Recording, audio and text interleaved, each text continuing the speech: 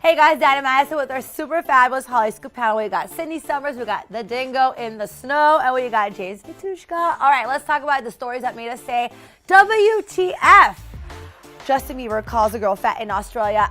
Breaking news, you've got the real scoop. It actually didn't happen. Like, what's going on? No, it didn't happen at all. Listen, he's been in Australia the last week, and I've actually been in contact with him and his people since he's been there, and I didn't hear anything. And I got this story this morning, and I called over to his house, and they're saying that he had flicked some water at these girls, and these girls were trying to go through Justin's security to get up to Justin, and Justin's security wouldn't let them up. That's the story. That's what they're closing out as, and I believe it. I know Justin, and he's not going to talk to girls like that in public. So you think that these girls are making it up to make a story around it because they were upset they couldn't meet him? 100%. I could imagine being really heartbroken not seeing your teen idol. I think I felt like that with Ricky Martin. I never said he called me fat, but I felt like that. All right, Selena Gomez drops the F-bomb.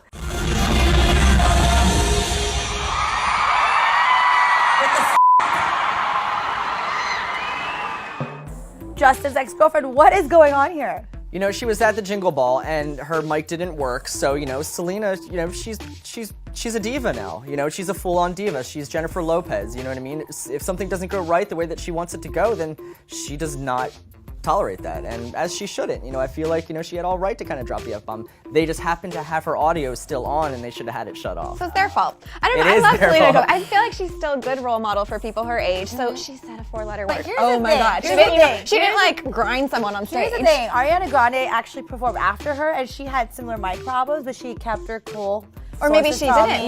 Maybe the mic was just off. Maybe but they apparently learned. she kept her cool, and then she sang live, and I think that's what fans were upset about because they were like, Selena Gomez wasn't singing live; she was lip singing, and I love Selena. I feel like she could do worse. I do. I mean, she's a Disney princess, and she's entitled to a couple bad days. I know. Oh, you're exactly right. And she's a great person, and she's an entertainer. Like, things happen. You get upset. You say a 4-letter word. Big deal. I mean, we see it every 5 minutes here on Hollyscoop. All She right. could have been like our next person.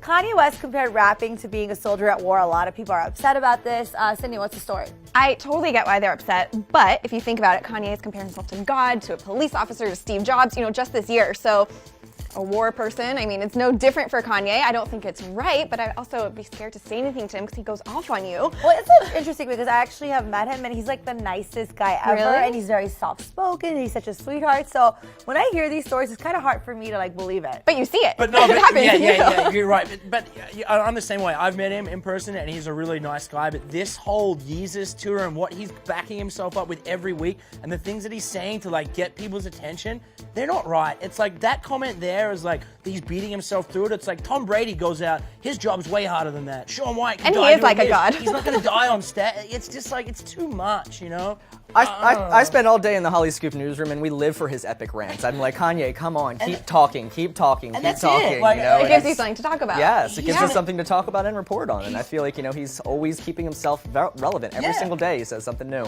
But it's entertaining. And we're talking about it. Thank you guys so much for helping me talk about the stories that made us say WTF this week. We'll see you guys next time. Bye, guys.